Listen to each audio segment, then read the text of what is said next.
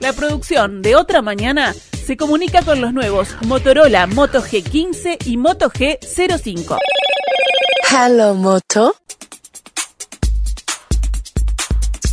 Hace años que a los daños provocados por la siniestralidad vial se la menciona como la pandemia silenciosa. Y cada vez que salen los reportes de UNACEB, ese concepto se fortalece. La semana pasada se presentaron los datos de siniestralidad vial 2024 confeccionados por la Unidad Nacional, donde se advierte que en todo el año pasado ocurrieron 21.597 siniestros, que dejaron 434 personas fallecidas. Además, creció un 5,7% la cantidad de lesionados y un 2,2% la tasa de mortalidad. En los siniestros, 6 de cada 10 lesionados circulan en moto y 2 de cada 10 en auto o camioneta. ¿Qué implican estos datos? ¿Cómo son en relación hacia los últimos años? ¿Y qué políticas va a aplicar UNACEB para contener esta realidad y dar vuelta a la tendencia? Lo conversamos en nuestra entrevista central con Marcelo Metediera, presidente de la UNACEB. Francisco Morales, Otra Mañana. Metediera, ¿cómo le va? Buenos días, gracias por acompañarnos. Buen día, muchas gracias por la invitación. Es un gusto recibirlo aquí en el programa. Antes de arrancar por los datos, que el informe es muy vasto, tiene mucho dato, mucha información, es bueno recordarle a la audiencia cuáles son las funciones que cumple la UNACEB como entidad reguladora de algunos aspectos. ¿Cómo la define? Bueno, la UNACEB es medio un híbrido, es una oficina que se creó en el año 2007, producto de los compromisos asumidos a nivel global o de los desafíos y la preocupación por la siniestralidad vial y los fallecidos en el país. Y es una oficina que es delegada de presidencia, con independencia técnica y dependiendo administrativamente del Ministerio de Transporte y Obras Públicas. O sea, para hablar claro, estamos en presidencia. En términos presupuestal dependemos del presidente, en términos técnicos tenemos independencia para trabajar, pero si tenemos que reglamentar, sacar un decreto o una ley, como vamos a tener que hacer con la resolución de la reglamentación de la ley de tránsito, esa resolución administrativa se canaliza por medio del Ministerio de Transporte y Obras Públicas. En estos años, en los que además usted ha estado trabajando... Y sí. No tiene capacidad de ejecución. Lo que nosotros hacemos el objetivo es hacer campañas de bien público, sugerir, hacer normativa, enviar sugerencias al Parlamento, articular, trabajar, pero no tenemos materia sobre el tránsito, que en realidad lo tienen las intendencias, eso lo delega la Constitución, y no tenemos capacidad operativa porque no tenemos porque no corresponde equipos operativos como puede ser inspectores, policía caminera, policía de tránsito. ¿Sería deseable que eso fuera así? Yo creo que el país va a tener que ir cambiando en un proceso y estas cosas se construyen, no se imponen. Y creo que el Frente Amplio en el otro periodo, cuando planteó lo de juntar Caminera con la Guardia Republicana, creo que tenía una intención similar, ahora creo que le erró como la espera en la forma. ¿Por qué digo esto? El ejemplo de España es clarísimo, estuvimos allí con el Congreso de Intendentes por el tema de la licencia de conducir por puntos, y ahí a grandes rasgos está la DGT, la Dirección General de Tráfico, que es como si fuera la UNACEB, y está la Guardia Civil, que es como si fuera Caminera. Y esos son los que tienen la planificación de las políticas del tránsito y la ejecución por medio de la Guardia Civil. Después cada uno de los ayuntamientos tiene un cuerpo inspectivo que resolvería, si lo traemos a Uruguay, un corte por un desvío, un evento, licencia de conducir, ese tipo de cosas, ¿no? Pero bueno, yo creo que Uruguay va a tener que ir pensando en algo similar, entre otras cosas porque hay mucha violencia en la fiscalización. Los inspectores de tránsito no son policía, son trabajadores municipales, y hay dificultades en las cuales, bueno, de hecho hoy no hay un solo inspector del país que salga a fiscalizar si no salga acompañado de policía. Entonces parece que hay una duplicación de recursos, de posibilidades, teniendo en cuenta que los perfiles son distintos y que llegado el momento se tendrá quizás que se hacer algún tipo de capacitación, ni que hablar. Pero bueno, creo que eso hay que tenerlo en el radar, no hay que perderle pista, por lo tanto, bueno, es parte de las cosas que creo que va a tener que ir cambiando el país. Teniendo en cuenta que Uruguay es un país unitario y no un país federal, digamos, ¿Tiene lógica que no se haya logrado acompasar todos los criterios vinculados al tema de seguridad vial o de aplicación de normas en el territorio? Se lo planteo, por ejemplo, por la histórica discusión que ha habido con respecto a la utilización del casco en Cerro Largo, por ejemplo. Sí, que el intendente Yuramendi lo cambió eso, lo impulsó y está bárbaro y viene bien.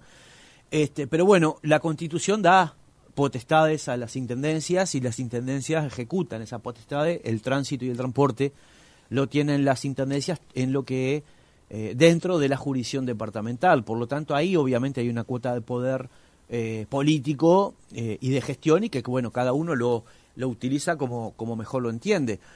Creo igual, de todas maneras, que hemos logrado dar por medio del Congreso de Intendentes un montón de avances, de criterios, de unificaciones, que se viene bien. El permiso de conducir unificado a nivel nacional es uno de esos productos, la unificación de multa, registro único de suspendido, registro único de conductores, certificado único de antecedente, la redacción de la ley que nos pone a las puertas de la licencia de conducir por puntos. Yo creo que esas cosas son uniformidad en el tema de empadronamiento y de algunos otros trámites más, que es trabajado con un concepto y un criterio desde la centralidad del Congreso de Intendentes y después aplica a todas las intendencias. Ahora, lo concreto es que, anda a decirle ahora en estas épocas de elecciones a las intendencias, no digo que no lo hagan, pero que es difícil, o que no todos tienen el mismo criterio, salir a fiscalizar, salir a incautar moto, demos tales discusiones. Pero estamos en el medio de las elecciones, espera un mes más, no me joda, estamos hablando de la vida de la gente. Entonces ahí es donde queda de alguna manera difuso esa cuestión de la pertinencia o no de algunas decisiones políticas que se pueden llegar a tomar. No estoy diciendo que pase, pero sí es parte de la sensibilidad, por decirlo de alguna manera. Me te diría, antes de pasar a los datos, a este informe tan profuso que presentó en las últimas horas la UNACEB, le quiero preguntar por otros temas. Usted lo mencionaba recién, la libreta de conducir por puntos. Estamos prácticamente desembocando allí después de un largo proceso que han llevado las intendencias adelante, que comenzó todo eso con el SUSIBE y demás. En este quinquenio, ¿se va a poder cristalizar la libreta por puntos? Espero que sí. Estamos convencidos de que eso va a ser un cambio cultural muy importante y la primera señal que pretendemos dar es que antes de que se vayan los intendentes actuales, la ley está reglamentada. El capítulo 3 de la ley 19.824, que se aprobó en septiembre del 2019, 19.824, se aprobó en septiembre del año 2019, no se reglamentó durante los 5 años. Entonces queremos hacerlo. ¿Por qué queremos hacerlo ahora? No de caprichoso, es que si esperamos que cambien las intendencias y vienen nuevos intendentes o intendentas, hay que reabrir de alguna manera, o tenés el riesgo de que se abra la discusión, o que pará, yo quiero ver esto como es, y ahí perdés un año, como nos pasó ya con la licencia de conducir, que estaba aprobada en el 2017, y el acuerdo de multas, y tuvimos que esperar el siguiente periodo porque los intendentes nuevos que vinieron quisieron rediscutir el tema. Entonces, mi intención es reglamentar esa ley. Entonces, con esa ley reglamentada, ese capítulo 3, queda creado el criterio y las formas de ejecución de la licencia de conducir por puntos. Después lo que tenés que hacer es operativizar ya con más tiempo el sistema informático, el contenido de los cursos para recuperar los puntos, en fin, algunas otras cuestiones más administrativas. Para pasar en limpio, digamos, obviamente el proceso aceitado va a poder dar nosotros respuestas más adelante, pero ¿cómo va a funcionar el mecanismo de la libreta por puntos, digamos? ¿Es de un punto para adelante aquellos que saquen la libreta, aquellos que ya la tenemos también vamos a tener unos puntos? ¿Cómo funciona? Eso hay que acordarlo con el Congreso de Intendentes. Yo creo que lo deseable sería que toda aquella persona que tenga la licencia de conducir, en términos generales, no suspendida y alguna otra cosa más, se le asignen puntos, en los 8 puntos de arranque. ¿Por qué no podés decir con los nuevos que vengan? Primero, no hay que hacer venir a nadie a ningún lado. Eso es lo primero, ¿no? Que vos, ojalá cuando ejecutemos eso ya esté ejecutándose la licencia de conducir digital, que es un documento vivo en una aplicación. Vos descargás la aplicación con tu usuario, te logueaste y podés ver tus datos. Pero si eso no estuviera, lo haces por la web, algún formato seguro se lo encuentra. ¿Por qué tenés que empezar todos juntos? Porque bueno, puedes tener 2 sistemas distintos. No puede ser que vos te suspenda la licencia de conducir por 10 multas, por decir un número, que te van a restar puntos, y yo, como ya la tenía, no me pase nada cometiendo las mismas faltas que vos. Entonces, hay que poner un punto de partida. Yo creo que ese punto de partida son los 8 puntos que dan inicialmente la licencia de conducir por puntos para todo el mundo por igual. Quienes tengan la licencia de conducir suspendida van a tener que mantener la suspensión y empezarán con los 8 puntos cuando se determine el formato del arranque. Y bueno, y después, si no cometés ninguna multa de esas que restan puntos, a los 2 años, igual que pasa hoy con la licencia de conducir amateur, vos sacás una primera por 2 años y después por 10 años. Subís, habiendo tenido esa buena conducta, porque acá hay que tener claro esto que voy a decir al final, pero habiendo tenido esta buena conducta, subís automáticamente a 12 puntos. Si durante 3 años más no cometiste ninguna infracción de tránsito que reste puntos, subís 2 puntos más, subís a 14. Y después, con 3 años más, subís 1 punto más, llegando al máximo, que es 15 puntos. ¿Tá? ¿Por qué digo de esta precisión que hice el arranque? Porque no es la licencia de conducir es 15 puntos, no, es 8. 15 va a tener si hacer las cosas bien. Que hoy se hace las cosas bien, nadie te premia por nada y nadie te reconoce nada, ¿no? Entonces es distinto decir tengo 15 puntos, a decir tengo 8, me comporté bien y gané y tengo 15, ¿no? Y después van a haber multas, 8, 10, 12 multas, que son aquellas que ponen en riesgo la vida de la gente, la seguridad, alcohol, droga, velocidad más del doble, picada, no tener licencia de conducir, seguramente cruzar en rojo un semáforo y alguna otra cosa más, de las cuales te van a restar puntos. Cuando se te restan puntos vas a tener un periodo de tiempo, cada X cantidad de tiempo vas a poder hacer cursos para ganar puntos y recuperar, con un máximo posible obviamente, para no perder todos los puntos, y si por algún motivo perdiste todos los puntos, ahí tenés que hacer otro tipo de curso, que ahí, bueno, tenés que, aparte de pasar los 6 meses suspendida sin licencia de conducir, tenés que hacer el curso para rehabilitarte. 6 meses sin libreta. 6 meses sin licencia de conducir. Diferencial va a ser para las personas que se demuestre que trabajan con la licencia de conducir. Que no quiere decir ser los trabajadores los choferes profesionales, pues yo tengo licencia de conducir ómnibus y camiones y yo hoy no manejo ómnibus y camiones. No tienen por qué considerarme de manera especial. Claro. O al revés, ¿cuánta gente trabaja con la licencia de conducir categoría A, que es hasta 4.000 kilos? ¿Cuántos camioncitos hay de menos de 4.000 kilos? Entonces, ¿por qué se lo va a considerar amateur esa persona o no profesional a los efectos de la licencia de conducir? Bueno, esas cosas son las que hay que terminar de resolver, pero en función de eso tendrás 6 meses, o sea, tendrás 6 meses la licencia de conducir suspendida o 3 meses curso mediante, que también hay que instrumentarlo, por eso estamos hablando con AGESI, con Presidencia, para ver cómo proponemos la instrumentación de esos cursos que son materia de, eso sí, son materia de la UNACE. ¿Todas las multas implicarán pérdida de puntos? No, solo esas que te comentaba. Se me puede escapar alguna más, pero básicamente serán 8 o 10 más o menos. Para que ustedes tengan una idea. Y además por números distintos, digamos, o sea, cruzar un semáforo en rojo tiene unas implicancias. Ah, claro, los puntos, sí, claro, otro. claro. El exceso más del doble es una cosa, exceso menos del doble es otra. Seguramente no vas a tener pérdida de puntos si la velocidad que superaste es el primer escalón, o sea, hay que tener un criterio. Claro. Nos pasó de aprender de la experiencia de España, que por eso el Congreso de Intendentes resolvió trabajar sobre la experiencia de España, porque la idiosincrasia es muy similar a la nuestra. España había trabajado con el antecedente de Alemania, de Francia y de Reino Unido. Por ejemplo, en Alemania vos sumás puntos cada vez que haces multa. ¿Te imaginás si acá te damos puntos por cada vez que haces? Ganás, o sea, la idiosincrasia nuestra es vamos arriba que voy ganando. No, vas perdiendo. Entonces, hasta esos detalles hay que tener cuidado. España, nosotros aprendimos de la experiencia de España y hay que adaptarla a la uruguaya. Empezó con 47 multas que restaban puntos. Al mes tenían un caos por la cantidad de gente que perdía la licencia de conducir. Claro. Tuvieron que parar. Y lo bajaron a 14 multas. Y ahora le iban a bajar a 8 o 9 porque todavía consideraban que eran un exceso.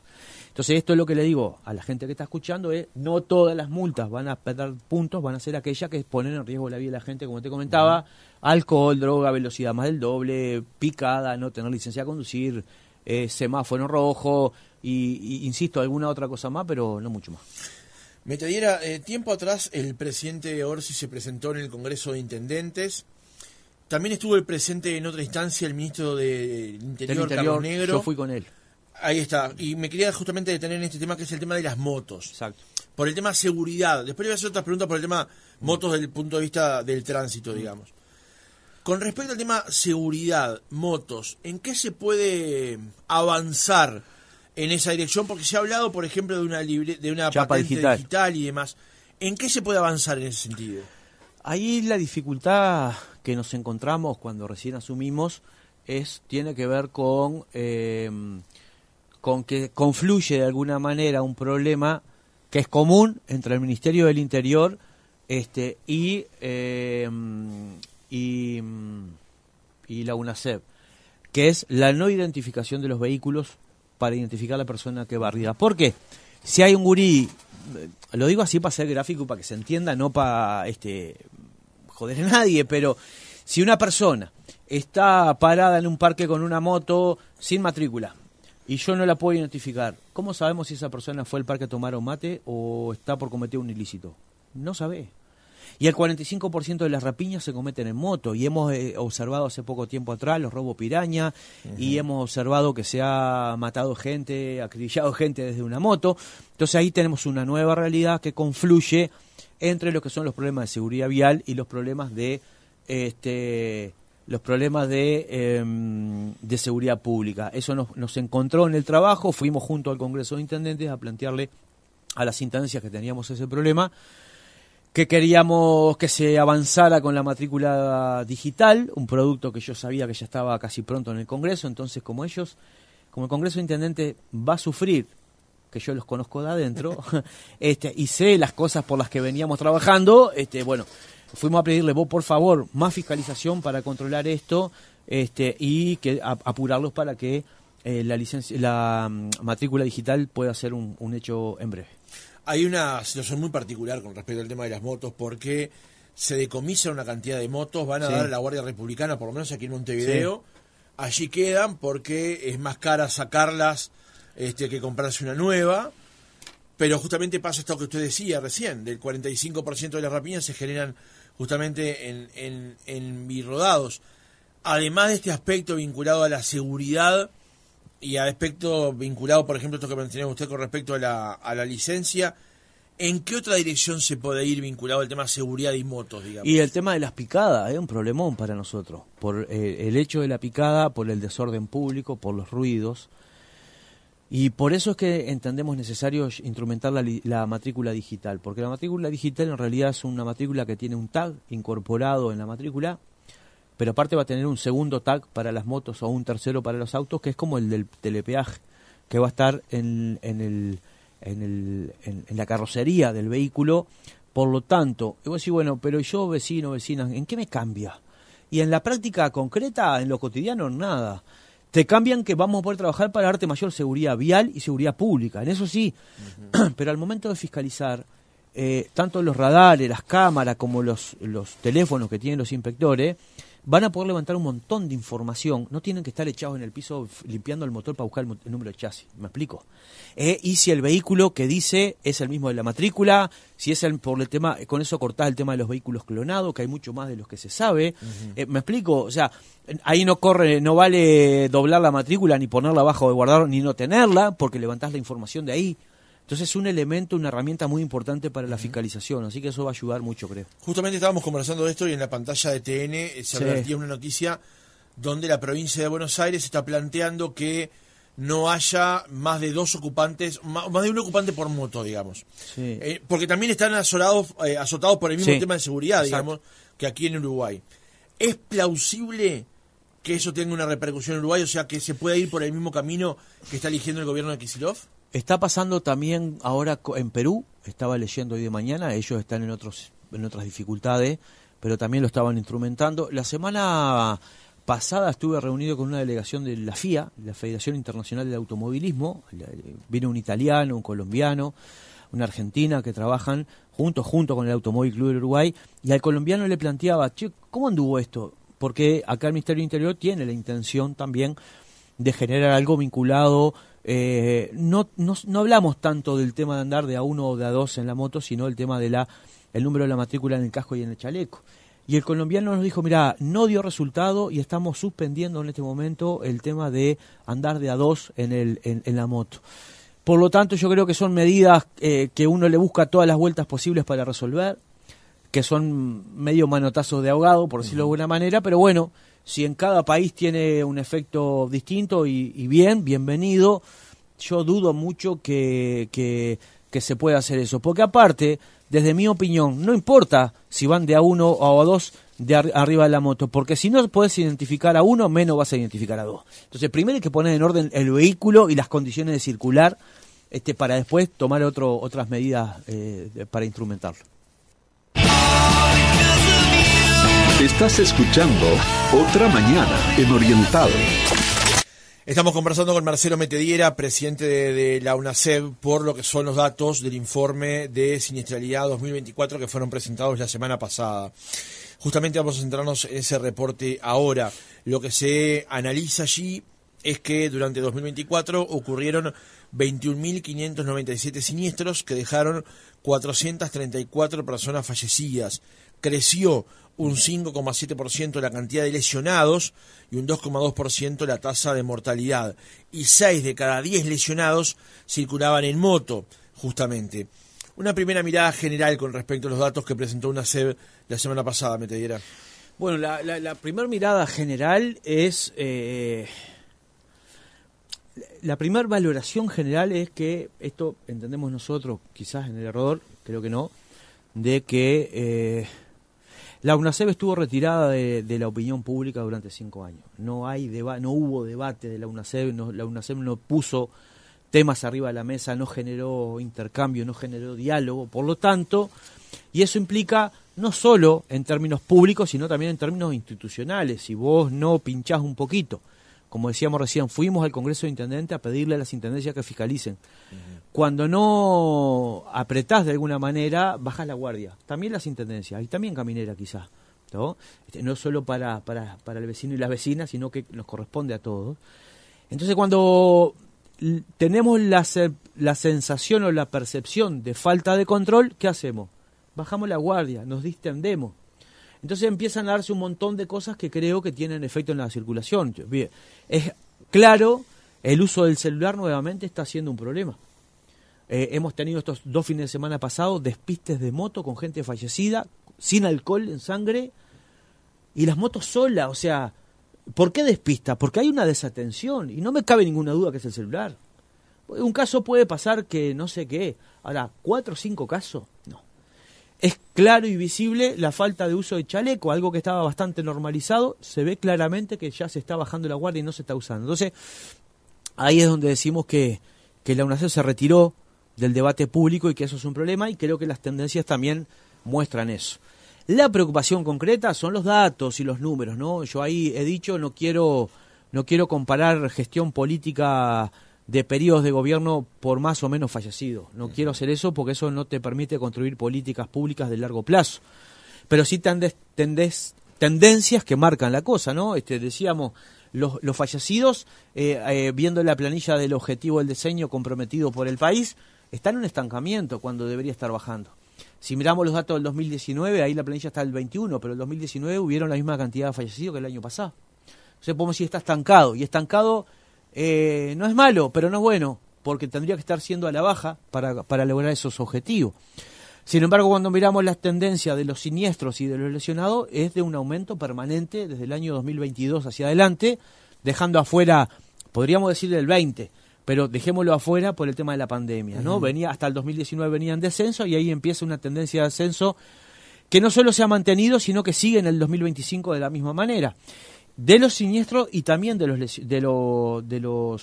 lesionados. Y de hecho, cuando abrís los lesionados, ahí vos decías recién, un 5,7% es el promedio de los lesionados.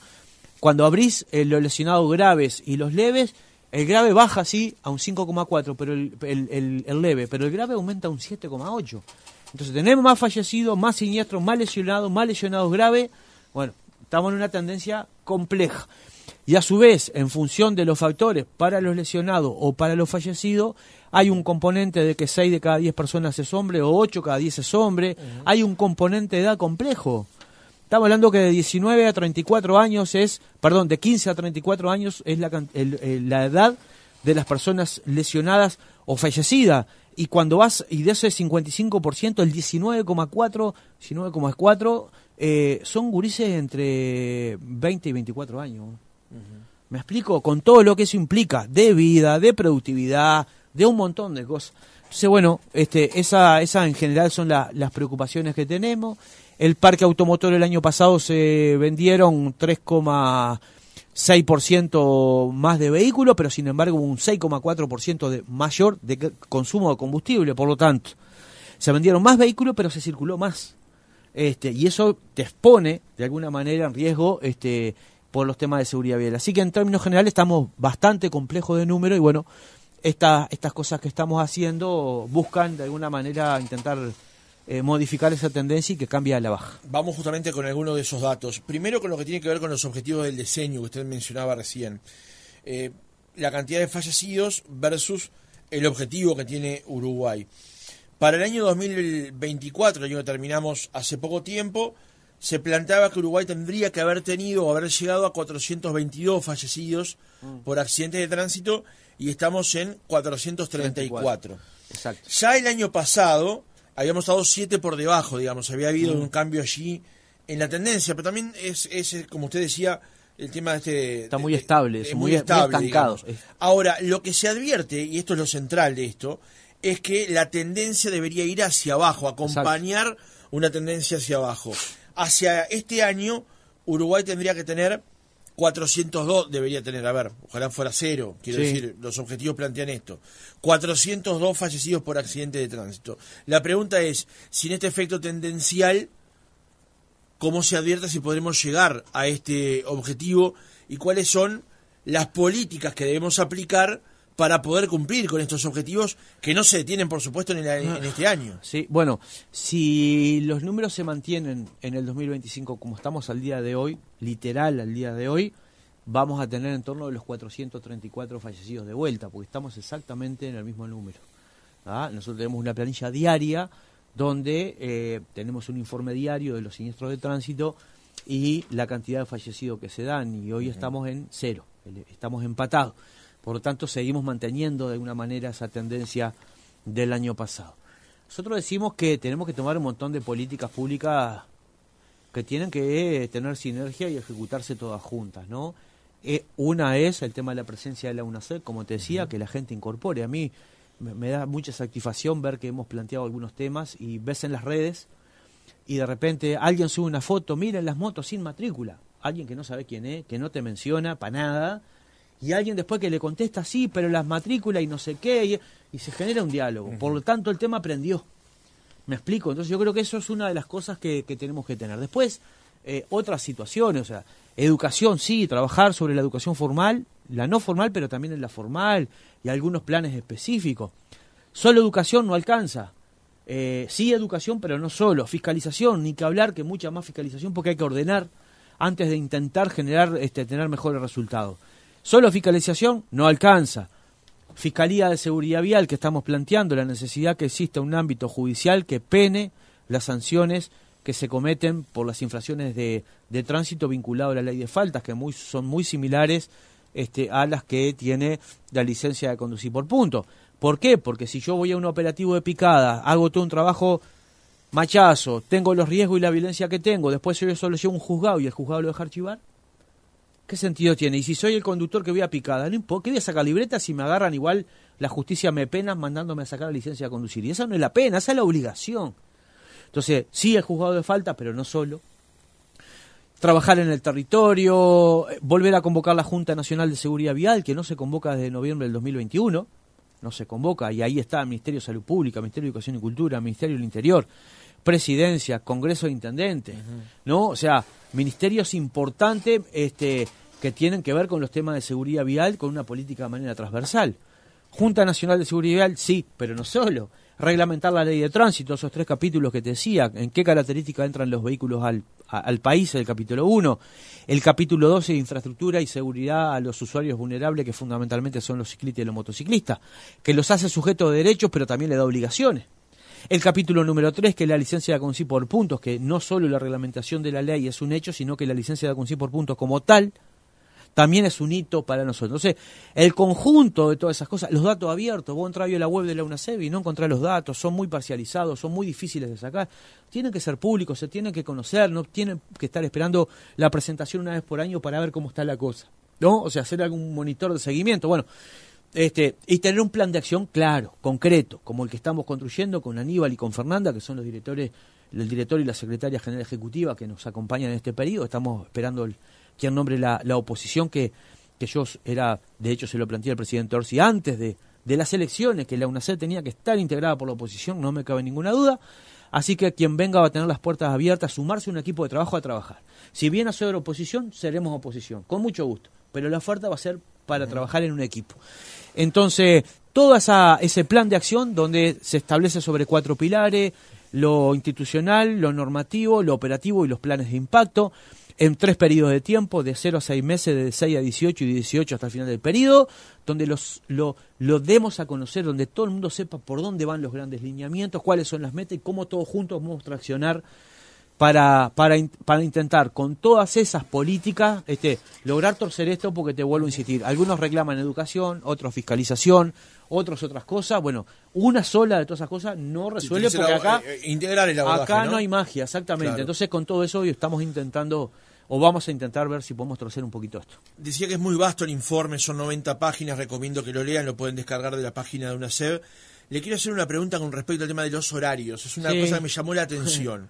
Sí. El informe señala que el promedio de espirometrías positivas registradas de lunes a viernes es de 3%. Sí. Valor que casi se triplica los sábados, que llega al 10%, y se quintuplica los sábados con domingos. El 15,1%. Sí, exactamente, el domingo. Es el domingo por el sábado de noche, ¿no? Exacto. Exactamente. Es elevada la presencia de alcohol en sangre en conductores que participan de siniestros de tránsito en el horario de 0 a 7, alcanzando su máximo a las 4, exacto, donde la participación de espirometrías positivas alcanza el 38%.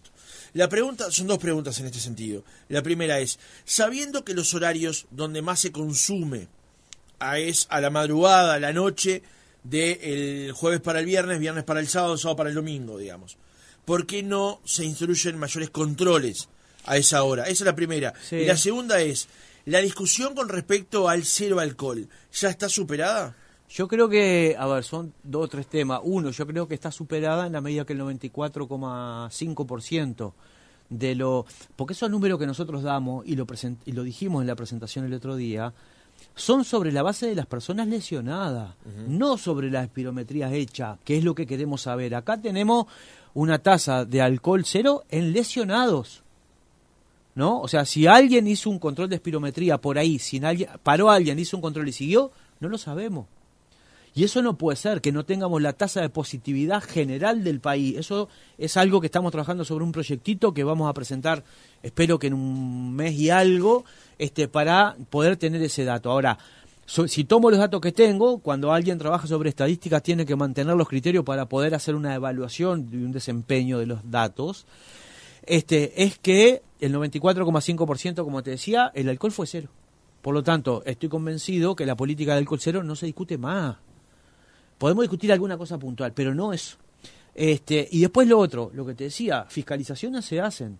¿Son suficientes? Me parece que no, porque a mí me pasaba que yo no tenía suficiencia para fiscalizar en Canelo. No voy a hablar de otro.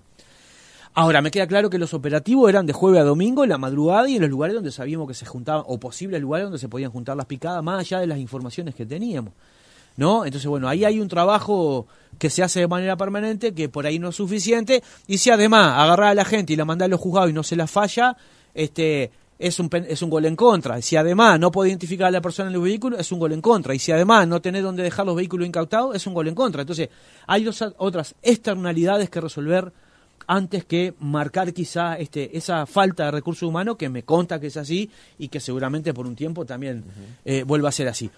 Pero mira los datos, porque nosotros no solo tenemos ese informe que tú estás viendo en la web, sino que estamos armando los 19 informes departamentales, cada uno con su realidad. ¿Por qué? Porque los datos territoriales cambian en función de sus lógicas. Pusimos el ejemplo de Durazno, que es un departamento que en términos de datos está bastante promedio, porque si no después alguno se enoja. ¿Y por qué pusiste a fulano? Porque anduvo bien, entonces lo beneficiaba, o anduvo mal y estás pegando. No, buscamos uno que fuera el más ordenadito, en este caso es Durazno. Después Vidalín me lo agradecerá, pero por ejemplo en Durazno pasa que la alcoholemia, las espirometrías positivas, los martes y los jueves se despega muchísimo. ¿Qué pasa en Durazno los martes y los jueves? ¿Qué hay los martes y los jueves en Durazno? Eso es un dato que hay que analizarlo en función de la realidad del lugar. O la tendencia o el estancamiento de los fallecidos en Durazno no es igual que el promedio nacional, tiene mucha variación de aumento y de descenso. Bueno, hay que analizar todos los casos. La tendencia de los lesionados y los siniestros en Durazno es menos elevada que el promedio nacional. Entonces nada, eso quería comentarte, que cada departamento, cada territorio tiene su realidad, por lo tanto van a tener los datos de su realidad para trabajar sobre su realidad. Me te diera, otro dato es que 6 de cada 10 lesionados circulan en moto, o sea, de cuando hay un accidente... 64% venían en moto, y en el caso de los fallecidos, ese número baja a un 49%. Exactamente. Estamos hablando de la vulnerabilidad a la que están expuestos quienes circulan en moto, digamos. Exacto. Por el tránsito en general y también por las medidas que toma el propio motociclista y quien acompaña de, bueno, andar sin casco, sin chaleco, a una velocidad por encima de lo conveniente, con o sin luces, digamos. ¿Se va a focalizar aún más la lente de la UNACEB en analizar la situación vinculada a las motos? No el tema de seguridad que hablamos antes, sino el tema de la siniestralidad. Sí, nosotros lo que te decía, queremos presencia pública y no bajar la guardia. Creo que era el 80,4% de las personas que tuvieron un siniestro de tránsito llevaba casco. Y es un número bastante alto. No es el ideal, pero estamos hablando de que 8 de cada 10 personas llevaba casco. Y de hecho los datos reflejan de que las personas que tuvieron un siniestro de tránsito son el doble las que fallecieron los que no usaban casco que los que sí usaban. Por lo tanto, con el tema del casco, que es uno de los 2 factores de riesgo que se miden, el casco y el alcohol, no hay que bajar la guardia, hay que seguir insistiendo y además sumarle, aparte de lo que llamamos la identificación y la chapa, fundamentalmente el uso del chaleco y el no uso de los celulares cuando estás manejando. Hablando de eso, el tema de deliveries, por el uso justamente de las motos, por el uso justamente de los celulares, además hay algunas empresas que le exigen, le sobredemandan al trabajador puntualidad, rapidez y demás, y estar chequeando el celular incluso mientras se conduce. O un sistema de respecto a eso, un sistema de trabajo muy perverso, porque aparte te premio si llegas antes y te estimulo a que conduzcas más rápido para generar más producción. Bueno, tenemos ya fijada una reunión la semana que viene con el Ministerio de Trabajo, con el representante de los deliveries y la UNACEB para discutir este tema. También tengo prevista una reunión que ya hicimos contacto con la representante de Pedido Ya, de los trabajadores de los deliveries, porque queremos intercambiar. Y bueno, y ahí le vamos a tener que estar exigiendo a todas las empresas, no solo a esta famosa multinacional. Bueno, las condiciones de trabajo tienen que ser otras, ¿no? Y hacer, con INEFOP también estuvimos intercambiando para intentar generar algunas capacitaciones y poder trabajar con distintos actores que tienen que ver con estas cuestiones. Pero claramente uno de los 2 focos que sobresale en el tema de la siniestralidad son los deliveries. Otro tema que ha estado presente en el debate, sobre todo a partir de la ley de presupuesto y de las rendiciones de cuentas, el tema de los radares. Sí. Si tienen un fin lucrativo, si tienen un fin educativo, si están bien ubicados, si están mal ubicados. ¿Qué visión general tiene usted con respecto a los radares? Después le hago alguna pregunta en particular, pero ¿qué visión general tiene con respecto al sistema? ¿Qué haces vos cuando venís a una velocidad determinada y ves un radar? Bajo la pata, subo la pata, o sea, desacelero. Sí. Bueno, ahí va. Esa es la función que cumple el radar. Hay una velocidad determinada en una zona y esa velocidad en general no se respeta, y en los lugares donde se pone radar es donde tenés una imperiosa necesidad, entiendo yo, de bajar la velocidad o de controlar la velocidad. Por Ese el es el motivo punto. que sea. ¿Eso ocurre en todas las rutas Sí, donde claro. hay un radar colocado? Sin duda que ocurre. Ahora, por eso quiero decir, el radar es una muy buena herramienta como hay otras, pero es una muy buena herramienta. ¿Qué se necesita? A veces se ha usado los radares para hacer politiquería y eso bastardea la herramienta y hace que la gente le pierda cierto respeto, ¿no? Después están los criterios con los que se pone, el lugar donde se pone y los por qué. En el caso mío en Canelones, el criterio fue en los lugares donde la velocidad tiene que cambiar. Está la señalización y poníamos el radar móvil. Bueno, ahora quiero uno fijo, porque quiero tener todo el día controlada esa zona, ¿no? En otros lugares como Montevideo lo ataron a la siniestralidad, bajando la cantidad de siniestros de tránsito. Cada departamento tiene su lógica, pero bueno, creo que es una muy buena herramienta, es muy necesaria, y después si recauda o no recauda dependerá de la conducta de la gente. Hoy siempre, esto es bien fácil, si vos respetás la norma de tránsito no se te aplica ninguna multa. Entonces, quien no la respeta, rompe esas reglas, tiene la penalización de una multa de radar. Entonces, acá lo que siempre o permanentemente se hace es, quiero justificarme con la excusa de la recaudación para no cumplir las normas de tránsito. En definitiva es eso. Me explico, todos andamos a velocidades distintas quizás a las marcadas. Ahora, si no respetás la norma que dice la señalización o la ley, porque la ley es la que establece las velocidades máximas permitidas en planta urbana y en ruta. Como no respetás eso, te pongo carteles, y como no respetás los carteles, te pongo un radar. Bueno, la próxima, ¿qué tengo que hacer? ¿No? Entonces, esa es la lógica. Acá no hay que sacarse el lazo de arriba. Ahora, si yo lo que quiero es andar rápido y que no me paren y que no me multen, bueno, me tengo que hacer cargo de las cosas que están pasando. Por lo tanto, es cierto que se recauda con los radares, pero también es cierto que si la gente respeta la norma de tránsito, las intendencias no recaudan un peso. Ahora, hay una cantidad de radares en todo el país que están ubicadas a la entrada y a la salida de un pueblo. Pero hay otros tramos de esa misma ruta que no tienen ningún tipo de radarización, sí, digamos. No están, entonces el efecto es bajar la velocidad cuando estoy pasando cerca, claro, o por entrar al pueblo, pero ya después puedo hacer lo que quiero. Y en realidad no podés hacer lo que querés, porque la norma dice que en ruta nacional vos tenés que circular a una velocidad de 60 u 80 kilómetros, por ley. Y en planta urbana tenés que circular a 45, por ley. Entonces, si yo voy en la ruta y no hay ningún cartel, la velocidad máxima que tengo que desarrollar es 80, no más. Si andaba a 100, 120 es un problema tuyo, es una decisión tuya. Entonces, no es que hago lo que quiero porque no veo carteles, pero la ley me dijo que para circular por acá yo el máximo que tengo es 80 kilómetros. Los carteles lo que hacen, la señalización vertical del Manual Panamericano de Señales, lo que hace es modificar la ley. No es que como no hay carteles, no tengo velocidad determinada. Y sí, la instalación de los radares en ciertos lugares tienen que ver con el entorno, con la infraestructura, pueden haber centros de salud, centros de estudio, parques, puede ser un lugar conflicto de siniestro de tránsito, puede haber cruces peatonales de ruta, como pasa en la interbañaria, o sea, tienen distintos objetivos. En la transición yo le pedí a la dirección de la UNACEP saliente, que eso todavía no lo he trabajado, porque hace un mes que estamos en estas vueltas y tuvimos que armar este informe que no estaba pronto y había que presentarlo. ¿No estaba pronto el informe? No estaba pronto, de hecho no fue presentado. Los informes se presentan siempre en febrero. ¿Por qué en febrero? Porque los criterios internacionales establecen que se considera que una persona que murió dentro de los 30 días siguientes al siniestro de tránsito se lo considera un fallecido del siniestro de tránsito. Entonces, vos tenés 3 esquemas: el que murió en el momento, que es un 66%, el que murió en las 24 horas posteriores, que es un 17%, y el que falleció dentro de los 30 días posteriores, que es en torno a un 15%. ¿Ah? Entonces, para cerrar el año vos tenés que esperar hasta el 30 de enero, para cerrar esos 30 días y contarlo o no como alguien que tuvo un siniestro de tránsito el 31 de diciembre. Y con eso cerrás los datos del año. Entonces vos cerraste los autos y presentaste el informe. Siempre fue. ¿Y por qué la UNACEP no lo hizo en los 28 días que le quedaban de febrero? Y no sé, capaz que por los números que le estaban dando. No lo sé.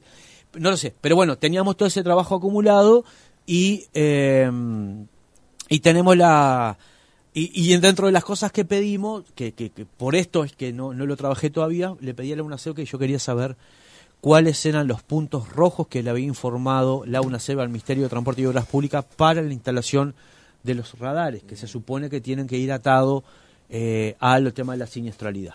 Me consta igual que los radares también se usan no solo por lo del tema de velocidad, también por seguridad pública. Yo pongo siempre el mismo ejemplo que me gusta porque es bien gráfico por lo que representa y por el lugar que está, que es los radares que están en la Ruta 11 y la Ruta 7 de San Jacinto. Vos ahí no tenés tanta siniestralidad, tenés una senda peatonal paralela a la ruta, no hay mayor dificultad, pero es un cruce de ruta, y si vos cometiste un ilícito de Pando, agarrás la Ruta 7 y pasás por ahí, o de Canelones, ¿me explico? O sea, hay un componente de seguridad pública también que seguramente las autoridades que estuvieron en el Ministerio de Transporte pasado habrán tomado la decisión. A lo que yo quiero ver es si los puntos sugeridos por la UNACEP siguen siendo lo mismo o no por la siniestralidad actual, y si los radares que se pusieron condicen en términos de seguridad vial con lo que se sugirió. De los 177 puntos de control licitados hay creo que 122 instalados.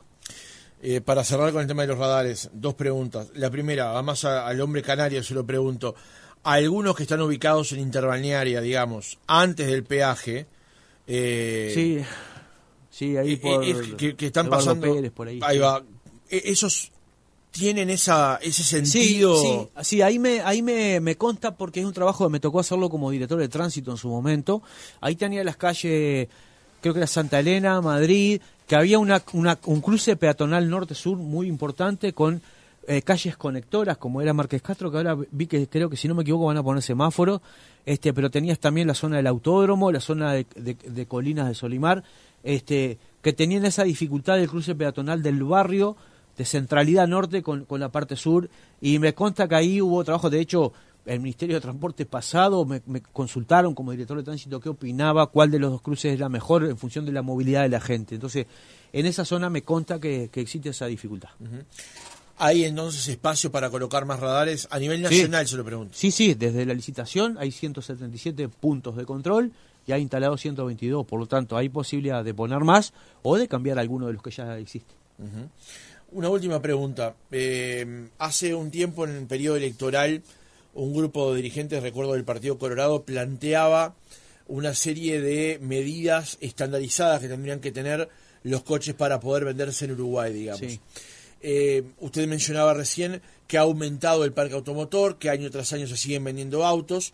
Lo que ocurre es que no todos los autos que se venden tienen las mismas condiciones de seguridad. Exacto. Aquí hablamos con Alejandro Furas, de Latin NCAP, dio una visión con respecto a que algunos autos cumplen con una determinada cantidad de estrellas en materia de seguridad y otros no. Esos autos que no los cumplen, en un siniestro de estos que estamos hablando, están expuestos quienes ocupan ese coche a sufrir mayor grado de daño con respecto a la entidad del siniestro. Sí.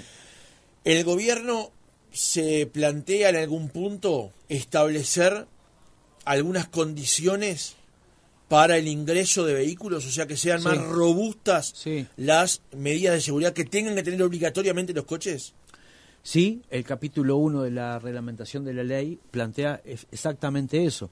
Los elementos activos y pasivos de seguridad que tienen que tener los vehículos al momento de ingresar al país. Y hablamos fundamentalmente de autos y de motos. Tiene que ver con los estabilizadores, con los airbags, tiene que ver con los DDL o DRL, las luces cortas encendidas, tiene que ver con el sistema de freno de las motos, tiene que ver con las cubiertas. Eso es parte de la reglamentación que se tiene que finalizar de una vez por todas. Y después existen algunas externalidades que creo que está bueno sumarle, no sé si en la reglamentación de esa ley o dónde es lo ideal, que esto vamos a tener el 22 reunión con el Ministerio de Industria para hablar de estos temas, porque es el Ministerio de Industria el que habilita o no el ingreso de los vehículos al país, que tiene que ver con un doble etiquetado. Uno que tiene que ver con la seguridad. El Latin NCAP lo que hace es darle estrellas a los vehículos según la seguridad, en función de que si tienen un siniestro, qué grado de fortalezas o debilidades tiene. Y después hay otro que es el tema de la eficiencia energética también, ¿no? Sobre los gases, el consumo, lo que se emite, que también deberían los autos empezar a tener ese etiquetado. Pero bueno, es algo que no está pensado en la reglamentación de la ley, pero que sí lo tenemos arriba de la mesa. Y con respecto al tema de la patente, se lo planteo desde esta perspectiva, lo hemos conversado aquí en el programa.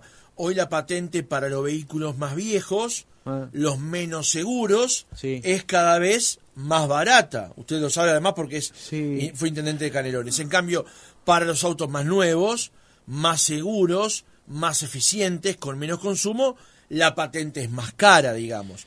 Puede haber o tomarse alguna medida por el incentivo de ese lado, o sea, de que la patente para los vehículos que sean más seguros, que tengan ayudas a la conducción, que tengan justamente una mejor valorización por parte de Latin NCAP, tengan algún beneficio desde el punto de vista de la patente o del seguro. No, sobre los vehículos nuevos no. Eso me consta que no, porque el tema de seguridad es una decisión de alguna manera desde el gobierno de cuidar y desde la persona de las posibilidades de compra de un vehículo, pero que tiene que ingresar al país con ciertos criterios. Por lo tanto, si compro un vehículo 0 kilómetros, 5 estrellas, ¿voy a tener una patente más barata? Eso seguro que no, pero seguro que no. Lo que sí creo que hay un problema que también es de esas discusiones duras a dar, que en qué condiciones de seguridad los vehículos circulan de vía pública, y para eso precisar inspecciones técnicas vehiculares. Que no tienen todos los departamentos en el país. No tienen todo, y el que lo tiene como Montevideo solo lo controla de manera administrativa cuando vas a vender un vehículo, si no tampoco en general no paran para ver si tenés el Computest o el test vigente. ¿Y entonces? Entonces, lo que yo creo que hay que hacer es una mixtura entre las dos cosas, porque también los vehículos del 75 hacia atrás hoy no pagan patente, están exonerados de patente con una inspección técnica vehicular. Ahora, es una inspección técnica vehicular que en el mejor de los casos la hace de vista, no lo que conocemos como inspección técnica vehicular. Entonces, en lo personal pienso que si estamos ordenando los conductores, la licencia de conducir, la relación del conductor con el vehículo, la identificación del vehículo, después lo que queda para adelante es ver en qué condiciones está el vehículo de circular. Y en algún momento, en el mediano plazo, mediano, no corto ni largo, mediano, tiene que haber impresión técnica vehicular para los vehículos de más de X antigüedad. Y a partir de ahí discutimos si tenés patente gratis o no, porque a mí me interesa que esos vehículos, que son los más complicados para circular, estén en las mejores condiciones. Yo creo que se debería atar eso a una impresión técnica vehicular para vehículos de determinada antigüedad hacia atrás, ¿no? Marcelo Metediera, presidente de UNACEV, gracias por haber estado otra mañana con nosotros. Muchas gracias a ustedes por la información y a las órdenes para cuando gusten.